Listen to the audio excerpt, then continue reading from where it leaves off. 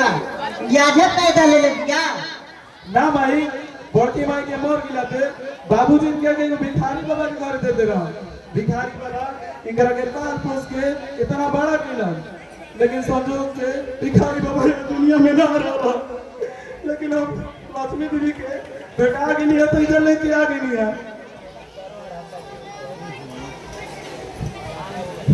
तोर गढ़ल कहानी हम नहीं थी सुनना चाहत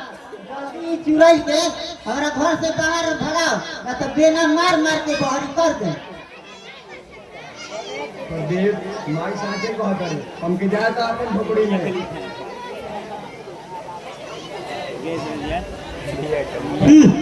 माई माई बनौले दुनिया जान ना पहचान तू हमार मेहमान अरे भीख मांगी कहली तो कहली अपना जुबान से हमरा के कहबो अपना माई मत कहिए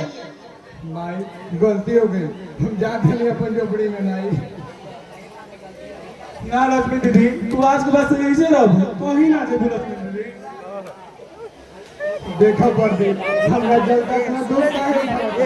माई के बात मान जा हम के जाए तो अपन झोपड़ी में सुना लक्ष्मी दीदी तू अगर हमारा के अपन भाई समझे तो तू घर छोड़ के ना दे और तू हमरा के अपन पराया समझे तो तू घर छोड़ के जा सकलू दरवाजा खुला बा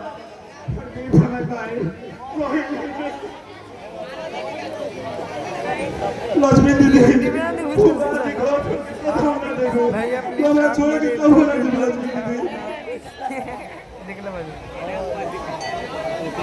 आवे दे तोर बाबूजी के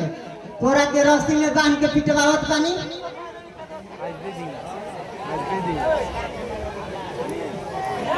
बेटा प्रदीप लड़की कौन ना कर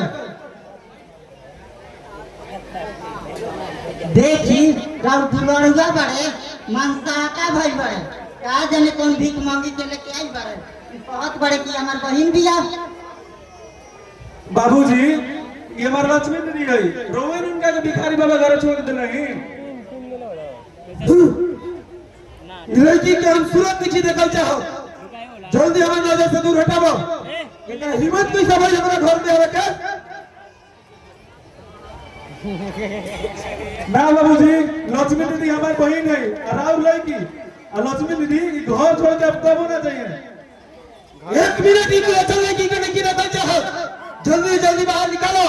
नहीं तो हम तो होकर रास्ते निकाल दे और हमारा घर वाले से बाहर हमसे कोई दिक्कत नहीं के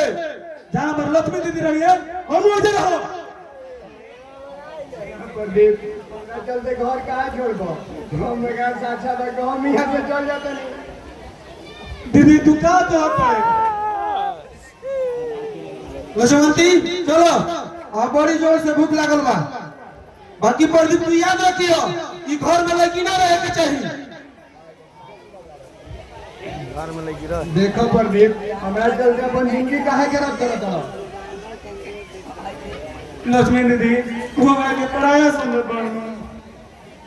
ना प्रदीप हम तो के पराया नहीं माइक रहता ना तो सब माजा एकदम माजा अरे घर से निकाला नहीं प्रदीप तो का हमरा दुख ना होई एकरा जा साला के हम यहाँ से चल जाता नहीं लक्ष्मी दीदी तू छोड़ के कब मत जा हमरा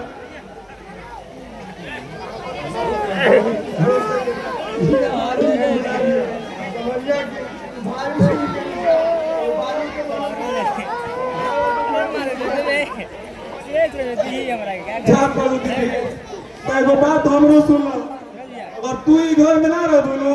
तो हम ही घर में ना रहो प्रदीपो ही केनू जाके दूध धस के जान दे दी लेकिन ई घर में तो बना रही दीदी तो बना रही ना प्रदीप हम तो रह के छोड़ के कमोड़ा नहीं प्रदीप तहरे कर ले ली बारह मारी तो